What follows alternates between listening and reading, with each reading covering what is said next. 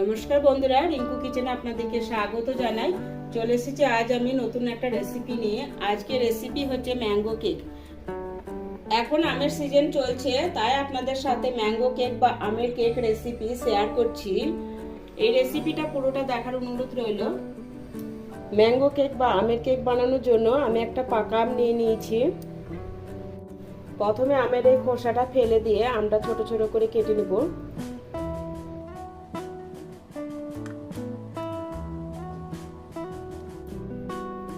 Cake বানানোর জন্য আমটা ভালো পাকা দেখে নেবেন, তাহলে আমের কালারটাও খুব সুন্দর হলুদ হবে। আমটা ছোট ছোট টুকরো করে কেটে নিয়েছি। এবার একটা মিক্সি জার নিয়ে নিলাম, এর মধ্যে আমের টুকরোগুলো ঢেলে নিব। এবার আমি আমটা পেস্ট বানিয়ে নেব। আর আমটা পেস্ট বানানোর সময় জল ব্যবহার করা যাবে না। আমটা পেস্ট বানিয়ে নিয়েছি, এবার আমি একটা বাটিতে ঢেলে নিব।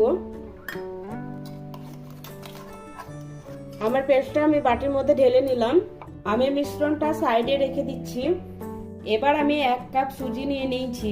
এই সুজিটা মিক্সি জারের মধ্যে ঢেলে নিলাম। এবার আমি মিক্সিতে গুঁড়ো করে সুজিটা পাউডার বানিয়ে নিব। সুজিগুলো দেখুন একদম গুঁড়ো করে পাউডার বানিয়ে নিয়েছি। এবার আমি সুজিটা সাইডে রেখে দিলাম। আর একটা মিক্সিং বোল নিয়ে নিয়েছি। এর মধ্যে দিচ্ছি 1/2 কাপ চিনি। চিনিটা আমি মিক্সিতে গুঁড়ো করে পাউডার বানিয়ে নিয়েছিলাম। এবার দিয়ে দেব 1/2 কাপ দই। আপনাদের কাছে যদি দই না থাকে তাহলে দুধও ব্যবহার করতে পারেন। আর দিয়ে দিব 4 চামচ রিফাইন অয়েল।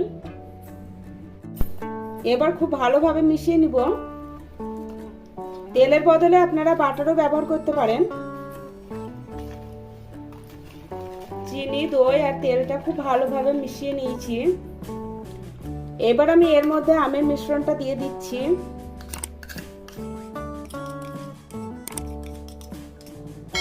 আবারও খুব ভালোভাবে মিশিয়ে নিব। আমের মিশ্রণটা খুব ভালোভাবে মিশিয়ে নিয়েছি।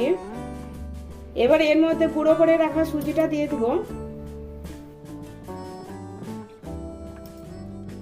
এবার সুজিটা দিয়ে খুব ভালোভাবে মিশিয়ে নিব। খুব ভালোভাবে মিশিয়ে নিয়েছি। এবার ঢেকে 30 থেকে 40 মিনিট এভাবে রেখে দিব। কেক বানানোর জন্য আমি কেক টিন নিয়ে নিয়েছি। এই কেক টিনে অল্প একটু তেল নিয়ে নিয়েছি। তেলটা আবার ব্রাশ করে নিব।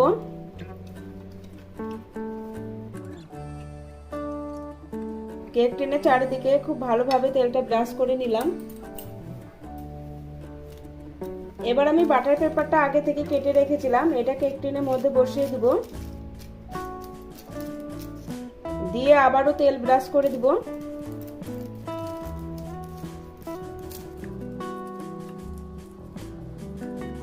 বাটার পেপারের উপর তেলটা খুব ভালোভাবে ব্রাশ করে নিয়েছি।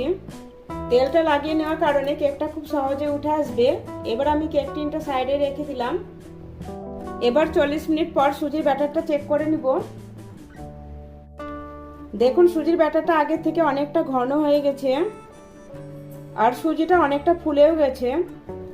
এবার এর মধ্যে 2 চামচ দুধ দিয়ে খুব ভালোভাবে মিশিয়ে নিব।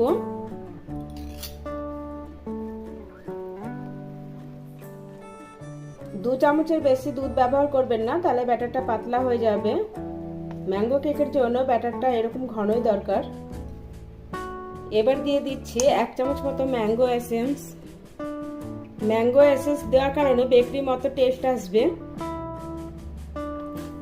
এবার খুব ভালোভাবে মিশিয়ে নিব। আপনাদের কাছে যদি ম্যাঙ্গো এসেন্স না থাকে তাহলে ভ্যানিলা এসেন্স ব্যবহার করতে পারেন। যদি ম্যাঙ্গো এসেন্স বা ভ্যানিলা এসেন্স দুটোর মধ্যে কোনোটাই যদি না থাকে তাহলে এলাচ গুঁড়ো ব্যবহার করবেন। খুব ভালোভাবে মিশিয়ে নিয়েছি। এবার দিয়ে দিচ্ছি 1 চামচ বেকিং পাউডার। আর দিয়ে দেব 1/4 ভাগ বেকিং সোডা।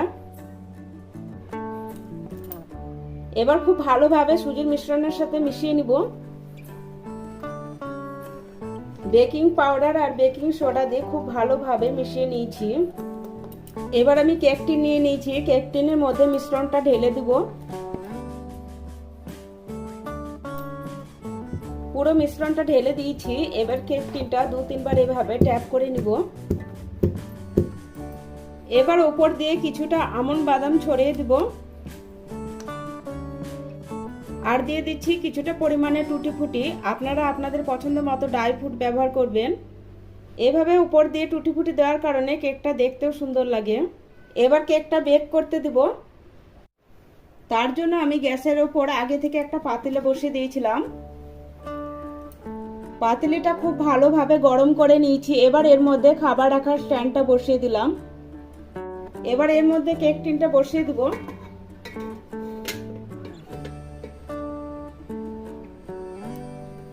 এবার ঢাকনা দিয়ে দিব। গ্যাসের ফ্লেমটা মিডিয়ামে করে 10 মিনিট প্রথমে বেক করে নিব। আপনারা এই ম্যাঙ্গো কেকটা কড়াতেও বেক করে নিতে পারেন। 10 মিনিট পর গ্যাসের ফ্লেমটা লো টু মিডিয়ামে করে আবারও 25 থেকে 30 মিনিট কেকটা বেক করে নিব।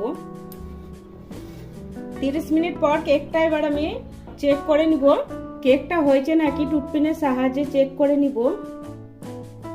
দেখুন টুথপিনে লেগে নাই, তার মানে কেকটা খুব ভালোভাবে রেডি হয়ে গেছে। এবার আমি কেক টিনটা তুলে নিব, ঠান্ডা হওয়ার জন্য কিছু সময় রেখে দিব। কেক টিনটা ঠান্ডা হয়ে গেছে। এবার একটা চাকুর সাহায্যে কেকটা এভাবে চারিদিকটা ছাড়িয়ে দিব, তাহলে খুব সহজে কেকটা উঠে আসবে। এবার থালা নিয়ে নিয়েছি, কেক টিনের উপর এভাবে রেখে উল্টো করে ধরলে কেকটা খুব সহজেই ছেড়ে আসবে। এবার আমি বাটার পেপারটা তুলে নিব।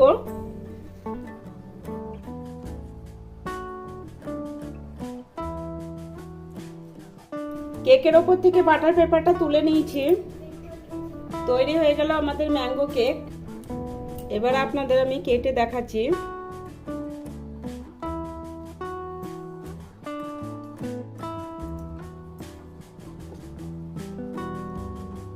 দেখুন কেকটা কতটা সফট আর স্পঞ্জি হয়েছে।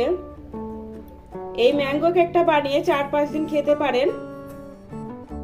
আমার এই কেক রেসিপি যদি আপনাদের ভালো লাগে ভিডিওটা অবশ্যই লাইক করবেন, বেশি বেশি করে শেয়ার করবেন। আমার চ্যানেলটা সাবস্ক্রাইব করা না থাকলে আমার চ্যানেলটা সাবস্ক্রাইব করার অনুরোধ রইল।